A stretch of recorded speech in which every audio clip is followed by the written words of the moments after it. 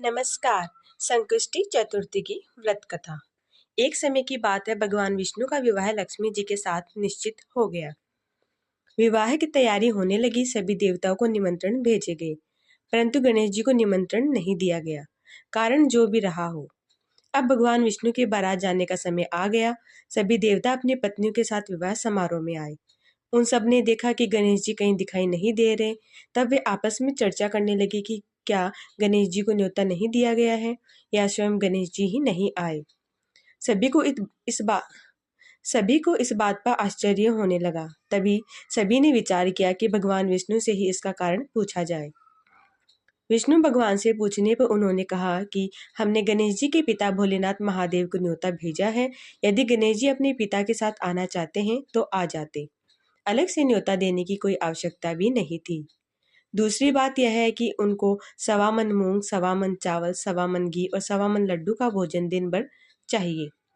यदि गणेश जी नहीं आएंगे तो कोई बात नहीं, दूसरे के घर जाकर इतना सारा खाना पीना अच्छा भी नहीं लगता। इतनी वार्ता कर ही रहे थे कि किसी ने एक सुझाव दिया। यदि गणेश जी आ भी जाए तो उनको द्वारपाल बनाकर बैठा देंगे, आप घर की रखवाली रखना। आप तो चूहे पर बैठकर धीरे धीरे चलोगे तो बारात से बहुत पीछे रह जाओगे। यह सुझाव भी सबको बहुत पसंद आ गया, तो भगवान विष्णु ने भी अपनी सहमति दे दी। होना क्या था, इतने में गणेश जी वहां आ पहुंचे और उन्होंने समझा बुझाकर घर की रखवाली के लिए गणेश जी को बैठा दिया। बारात चल दी। तब नारद जी ने देखा कि गणेश जी तो दरवाजे पर ही बैठे हुए हैं, तो वे गणेश जी के पास गए और रुकने का कारण पूछा। गणेश जी कहने लगे, भगवान विष्णु ने मेरा बहुत अपमान किया है। नारद जी ने कहा, आप अपनी मूषक सेना को आगे भेज दे तो वह रास्ता खोद देगी, जिससे उनके वाहन धरती में धंस जाएंगे। तब आपको सम्मान पूर्वक उन्हें बुलाना पड़ेगा। अब तो गणेश जी ने अपनी मूषक सेना जल्दी से आगे भेज दी और सेना ने जमीन पोली कर दी। जब बारात वहां से निकली तो रथों के नीचे उसके जो पहिए हैं वो धरती में धंस गए। लाख कोशिश करने पर भी पहिए नहीं निकले।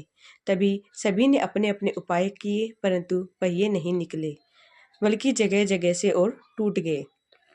किसी की समझ में नहीं आ रहा था कि अब क्या किया जाए। तब तो नारद जी ने कहा, आप लोगों ने गणेश जी का अपमान करके अच्छा नहीं किया। यदि उन्हें मनाकर लाया जाए तो आपका कार्य सिद्ध हो सकता है और यह संकट टल सकता है।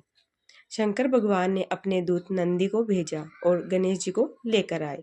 गणेश जी का आदर सम्मान के साथ पूजन किया। तब कहीं रथ के पहिए निकले। अब रथ के पहिए निकल तो गए, परंतु वे टूट फूट गए, तो उन्हें सुधारे कौन। पास के खेत में खाती काम कर रहा था, उसे बुलाया गया। खाती अपना कार्य कर रहा था और करने से पहले उसने श्री गणेशाय नमः का मंत्र का जाप करके गणेश जी के मन ही मन वंदना की। देखते ही देखते खाती ने सभी पहिए को ठीक कर दिया। वह खाती कहने लगा कि हे देवताओं, आपने सर्वप्रथम गणेश जी को नहीं मनाया होगा और न ही उनकी पूजा की होगी, इसीलिए तो आपके साथ यह संकट आया है। हम तो मूर्ख अज्ञानी हैं, फिर भी पहले गणेश जी की पूजन करते हैं और उनका ही ध्यान करते हैं। आप लोग तो देवतागण हैं, फिर भी आप गणेश जी को कैसे भूल गए। अब आप लोग भगवान श्री गणेश जी की जय बोलकर जाए तो आपके सब काम बन जाएंगे और कोई भी संकट नहीं आएगा।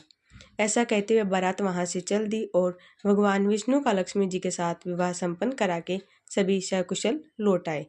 हे गणेश जी महाराज, आपने विष्णु को जैसा कारज सरिजो ऐसा कारज सबका सिद्ध करजो। बोलो गजानन भगवान की जय हो। तो दोस्तों, यहीं पर हमारी व्रत कथा समाप्त होती है। मैं आशा करती हूँ आपको मेरी वीडियो पसंद आई होगी। आप मेरे चैनल को ज़रूर सब्सक्राइब कीजिएगा, वीडियो को लाइक कीजिएगा। धन्यवाद।